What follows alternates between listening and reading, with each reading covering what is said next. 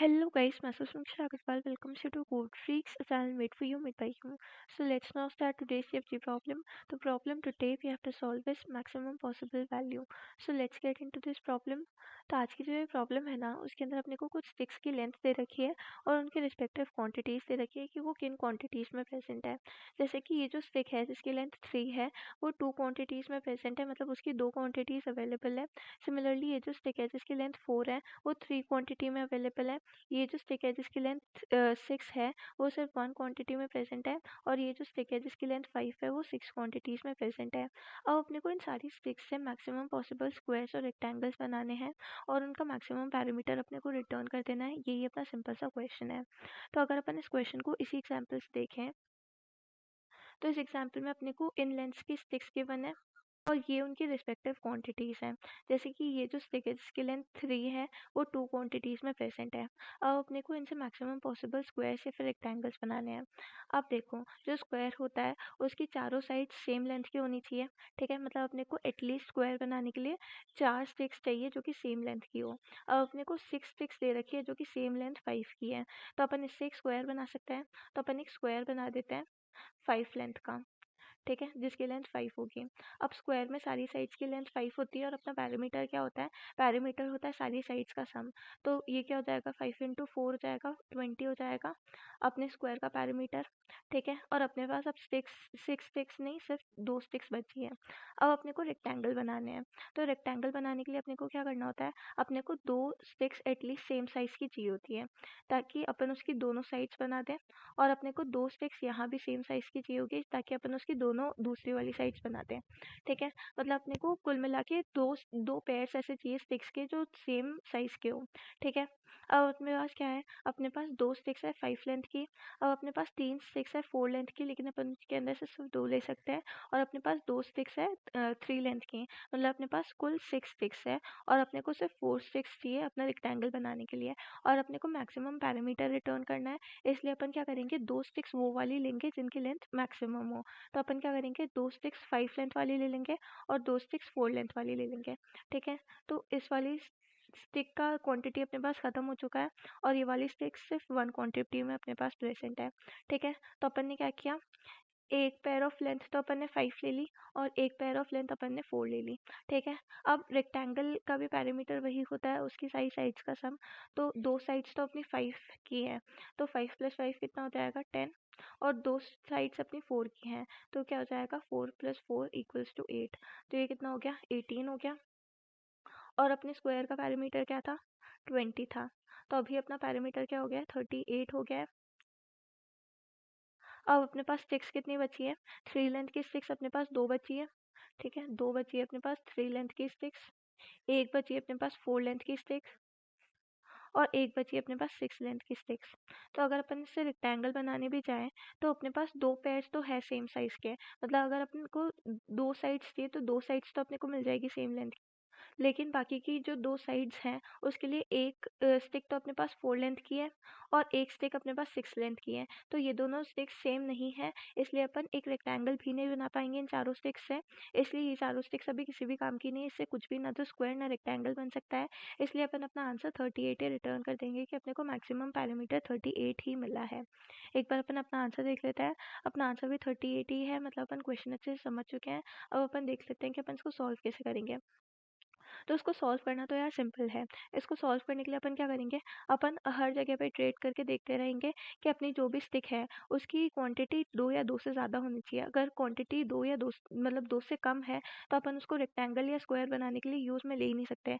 तो अपन इस वाली स्टिक को तो यूज़ में ले ही नहीं सकते क्योंकि इसकी क्वांटिटी सिर्फ 1 है। तो 1 क्वांटिटी मतलब अपने को स्क्वायर या रेक्टेंगल दोनों में से कुछ भी बनाने के लिए एटलीस्ट 2 स्टिक्स सेम साइज़ की चाहिए होंगी और अपने को ये वाली स्टिक्स सिर्फ एक ही क्वांटिटी में प्रेजेंट है, इसलिए अपन इससे कुछ भी नहीं कर सकते हैं।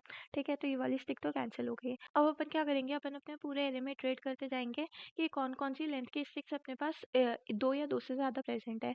जो भी 2 या 2 से ज़्यादा प्रेजेंट होगी, मतलब क्या हो सकता है? अगर वो 2 क्वांटिटी में प्रेजेंट है तो रेक्टेंगल की 2 साइड्स बनाने में अपने काम में आ सकती है, इसलिए अपन उसको यूज़ में ले लेंगे।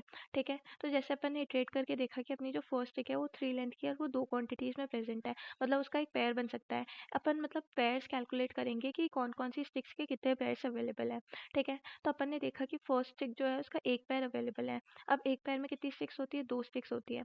और अपने कितने पैर्स अवेलेबल है, अपने पास सिर्फ एक पैर अवेलेबल है और उसकी लेंथ क्या है, उसकी लेंथ है 3, ठीक है। तो ये कितना हो गया, 6 हो गया। कि अगर वो रेक्टेंगल की मतलब ये वाली जो स्टिक है वो रेक्टेंगल की 2 साइड्स बनाने में काम में आई, मतलब ये वाला पैर अगर अपना काम में आया तो उसका पैरामीटर कितना हो जाएगा, उसका पैरामीटर 6 हो जाएगा, ठीक है। तो अपन ने 6 ऐड कर लिया अपने आंसर में ताकि अपनी रेक्टेंगल की 2 साइड्स बन पाए, ठीक है। तो अपने आंसर में अपन 6 ऐड कर लेंगे और अपन पैर का काउंट रखते जाएंगे। तो अपने पास एक पैर आ चुका है तो अपन पैर काउंट में 1 कर देंगे, ठीक है। सिमिलरली अपन वापस फर्दर इटरेट करेंगे। तो फिर अपने को क्या मिला, फिर अपने को एक स्टिक मिली 4 लेंथ की जो अपनी 3 क्वांटिटीज में प्रेजेंट है। अब 3 क्वांटिटी का तो अपन कुछ ही नहीं कर सकते, या तो अपने को क्वांटिटी 2 चाहिए या फिर 4 चाहिए। अब अपन 3 से 4 क्वांटिटी तो बना नहीं सकते, अपन 3 से 2 क्वांटिटी जरूर यूज में ले सकते हैं। तो अपन क्या करेंगे, अपन सिर्फ एक पैर यूज में लेंगे इसका। तो अपन बोलेंगे कि 4 लेंथ का भी अपने को एक पैर मिल चुका है, ठीक है। और एक पैर में कितनी स्टिक्स होती है, 2 स्टिक्स होती है, ठीक है। तो ये कितना हो गया, ये हो गया 8। तो अपन क्या करेंगे, 6 के साथ में 8 को भी प्लस कर देंगे कि अगर अपने को 2 स्टिक्स 4 लेंथ वाली भी काम में आई तो उसका पैरामीटर अपना 8 बन जाएगा, ठीक है। तो 6 + 4 कितना हो जाएगा, 14 हो जाएगा। और अपन बोल देंगे कि अपने को 2 पेयर्स मिल चुके हैं। फिर सिमिलरली अपन वापस से ट्रेड करेंगे। 6 की क्वांटिटी सिर्फ 1 ही है, 1 क्वांटिटी को अपन कंसिडर नहीं करेंगे क्योंकि उससे कोई भी पेयर भी नहीं बनेगा। मतलब अपने पास 2 स्टिक्स है, अपने को एटलीस्ट चाहिए एक पेयर बनाने के लिए, तो एक पेयर भी नहीं बनेगा, इसलिए अपन 6 वाली स्टिक्स को काउंट ही नहीं करेंगे। अब अपने पास नेक्स्ट स्टिक आई 5 लेंथ की और उसकी क्वांटिटी 6 है।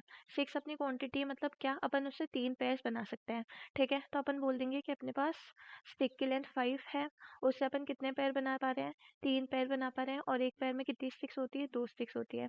तो ये कितना हो गया, 15 इंटू 2 20, 15 इंटू 2 30, ये 30 हो गया है। तो अपन इसको 30 को इधर ऐड कर देंगे तो ये बन जाएगा 44। और अपन बोल देंगे कि अपने पास 5 पेयर्स अवेलेबल है क्योंकि अभी अपने 3 पेयर्स एक साथ ही आ गए और 2 पेयर्स अपने पास ऑलरेडी थे, तो ये हो गए हैं 5 पेयर्स अपने पास, ठीक है। अब अपने पास 5 पेयर्स आए हैं कि अपन 5 पेयर ऑफ स्टिक्स से सारे रेक्टेंगल्स और स्क्वायर्स बना पाएंगे क्या। अपन 2 पेयर्स से तो एक रेक्टेंगल या एक स्क्वायर बना सकते हैं।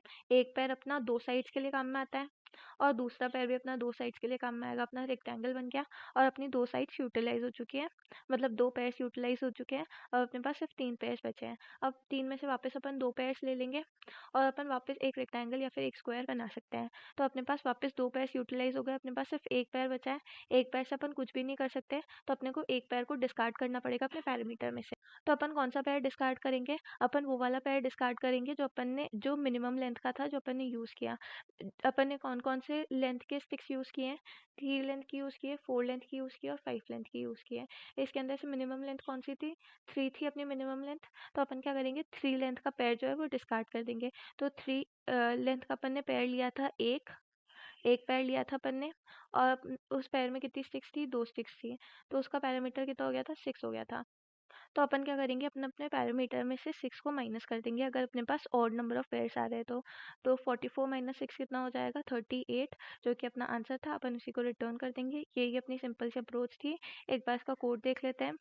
तो इसके कोड में मैंने सबसे पहले तो क्या किया, मैंने एक आंसर बनाया है और मैंने एक काउंट बनाया है और उसके साथ में मैंने एक मिनी बनाया जिसको मैंने इंट मैक्स से इनिशियलाइज कर दिया। मिनी में मैं क्या करूँगी, अपन जो भी स्टिक्स यूज़ कर रहे हैं, मतलब जिसके भी पेयर बनना पॉसिबल है, उसके अंदर से जो मिनिमम लेंथ की स्टिक होगी मैं उसको चूज़ कर लूँगी ताकि अब अगर अपने ऑड पेयर्स बने तो अपना जैसे इधर 3 लेंथ वाली स्टिक अपने को डिस्कार्ड करनी थी, मतलब उसका पेयर अपने को डिस्कार्ड करना था, तो अपने को वो नंबर मिल जाए कि इस लेंथ की स्टिक को अपन को डिस्कार्ड करना है, ठीक है।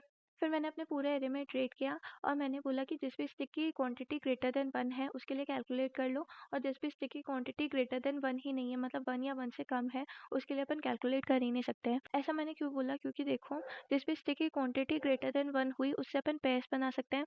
जैसे स्टिक की क्वांटिटी 2 है तो अपन इससे पेयर बना सकते हैं, पेयर बना सकते हैं तो अपन रेक्टेंगल की 2 साइड्स बना सकते हैं। अब ये वाली जो स्टिक है जिसकी क्वांटिटी सिर्फ 1 है तो इससे कोई भी पेयर नहीं बनेगा, मतलब अपने पास 2 स्टिक्स है ही नहीं, तो रेक्टेंगल की 2 साइड्स बन ही नहीं सकती और अपने को कम से कम 2 साइड्स इक्वल लेंथ की चाहिए। तो जिस भी स्टिक की क्वांटिटी 1 या 1 से कम होगी उससे अपन कोई भी पेयर नहीं बना सकते, पेयर नहीं बना सकते तो वो रेक्टेंगल के लिए कुछ भी कंट्रीब्यूट नहीं करेगी, तो अपन उसके लिए कैलकुलेट ही नहीं करेंगे।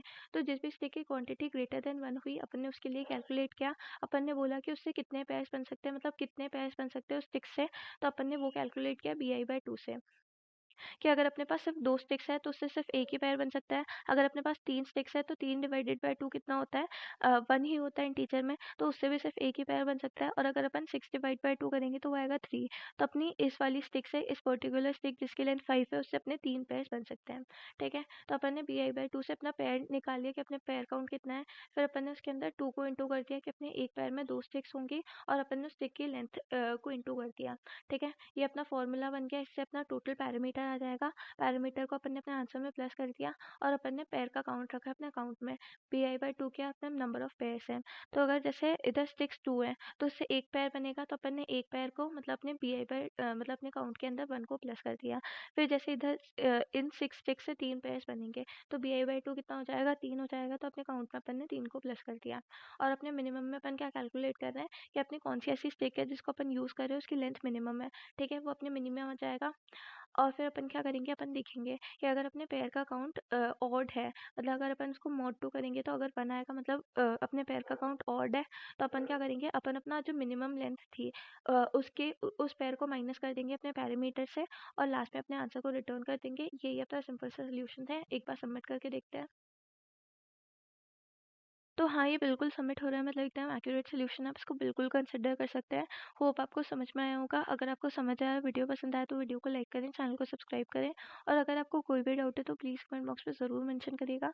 हम आपका डाउट सॉल्व करने के लिए हमेशा प्रेज़ेंट हैं। Thank you so much.